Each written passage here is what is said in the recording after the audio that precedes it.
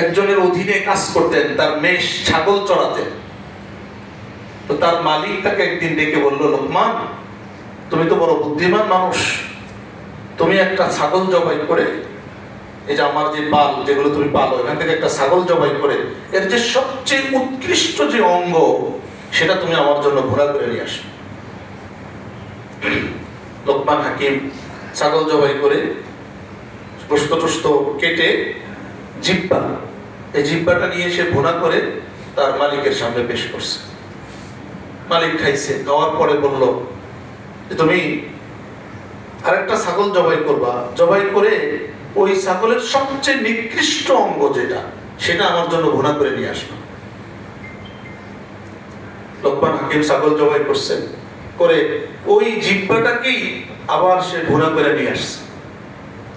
মালিক বলতেছে যে, লোকমান, আমি তো তোমার বুদ্ধিমান মনে করতাম, জ্ঞানী মানুষ মনে করতাম, তোমার যে ভালো অঙ্গটা আনতে বললাম সর্বোৎকৃষ্ট, তো যে অঙ্গটা আনছো আবার সর্বনিকৃষ্টটা আনতে বললাম, সেটাই নিয়ে আসলাম।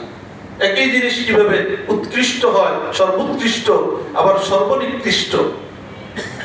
তখন লোকমান হাকিম তার মালিককে বললেন যে, আমার মালিক, আসলে এই অঙ্গটাই ব্যবহারের কারণে সর্বোৎকৃষ্ট অঙ্গে পরিণত হয়, আবার এই অঙ্গটাই ব্যবহারের কারণে সর্বনিকৃষ্ট অঙ্গে পরিণত। আমি যদি জবানের দ্বারা আল্লাহর জিকির করি, কোরআন তেলাওয়াত করি, মানুষের কল্যাণ কামনা করি, দ্বীনের কোরআন শিখাই, দ্বীনের মাসলা মাসাইল শিখাই, মানুষকে দ্বীনের পথে দাওয়াত দেই, তাহলে আমার আপনার জবানটা হবে সর্বোৎকৃষ্ট। আবার এর বিপরীতে যদি এই জবানের দ্বারা মিথ্যা বলি, এই জবানের দ্বারা মানুষের দোষ চর্চা করি, জবানের দ্বারা যদি মানুষকে কষ্ট দেই, জবানের দ্বারা যদি মানুষকে গালি দেই, নাউজুবিল্লাহ, তাহলে আমার এই জবানটা হবে সর্বনিকৃষ্ট। তখন আমরা সর্বোৎকৃষ্ট বানাবো না সর্বনিকৃষ্ট? বলেন তো, সর্বোৎকৃষ্ট। আল্লাহ আমাদেরকে সর্বোৎকৃষ্ট অঙ্গ, আমার এই অঙ্গকে, আমার জবানকে, যেটা আমার ভিতরে আছে, এটাকে বানানো আল্লাহ রাব্বুল আলামিন তৌফিক দান করেন। আল্লাহু আকবার। আল্লাহ রাসূল সাল্লাল্লাহু আলাইহি সাল্লাম হাদিসে বলেছেন, হযরত সাহল ইবনে সাদ রাদিয়াল্লাহু তাআলা আনহু থেকে বর্ণিত হাদিস, তিনি বলেন যে আল্লাহ রাসূল সাল্লাল্লাহু আলাইহি সাল্লাম ইরশাদ করেছেন, মান ইয়াজমান লি মা বাইনা লাহইয়াই ওয়া মা বাইনা রিজলাই আদমান লাহুল জান্নাহ।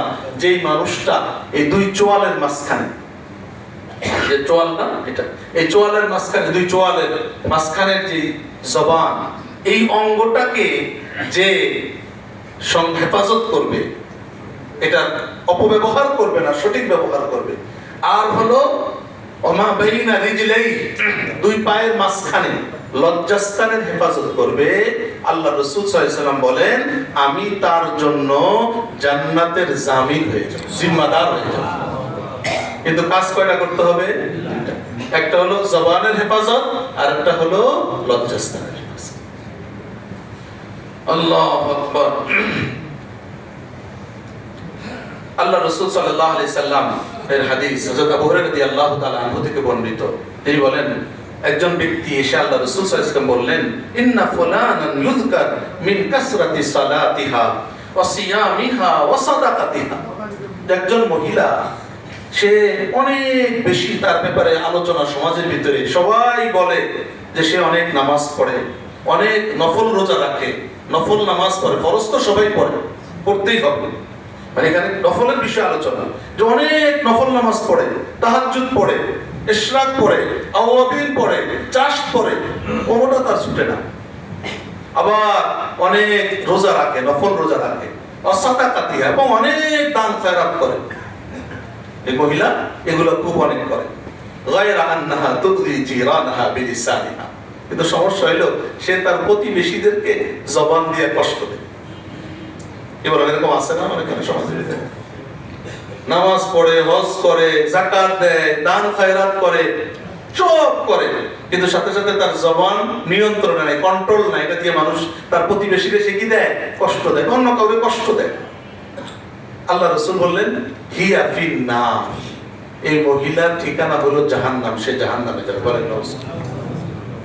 এরপরে ওই ব্যক্তি, ওই মানুষটা বললেন, ওই সাহাবী আল্লাহ রাসূলকে বললেন, ইয়া রাসূলুল্লাহ, ফাইন্না ফুলানান ইউযকারু মিন কিল্লাতি সিয়ামিহা ওয়া সাদাকাতিহা ওয়া সালাতিহা। আরেকজন মহিলা এমন আছে, ফরজ ইবাদত করার পরে সে নফল এত বেশি করে না, অল্প অল্প করে, অল্প রোজা রাখে, নফল রোজা রাখে, অল্প নফল নামাজ পড়ে, অল্প দান খায়রাত করে, কিন্তু ওয়া ইন্নাহা তুসাদ্দাকু বিল আযওয়ারি মিনাল আকিদ, সামান্য কিছু পনির টনির সদকা করে, খুব বেশি কোনো সে কিছু করতে পারে না, সদকা করতে পারে না। ওয়ালা তুদি জিরানহা বিলিসানিহা, কিন্তু সে তার প্রতিবেশীদের তার জবান দিয়ে কষ্ট দেয়। কথা বুঝাচ্ছে কি দেয় না? কষ্ট দেয়। নফল ইবাদত সে তুলনামূলক কি করে? কম করে। আল্লাহ রাসূল বললেন হিয়া ফিল জান্নাহ, এই মহিলা জান্নাতে যাবে।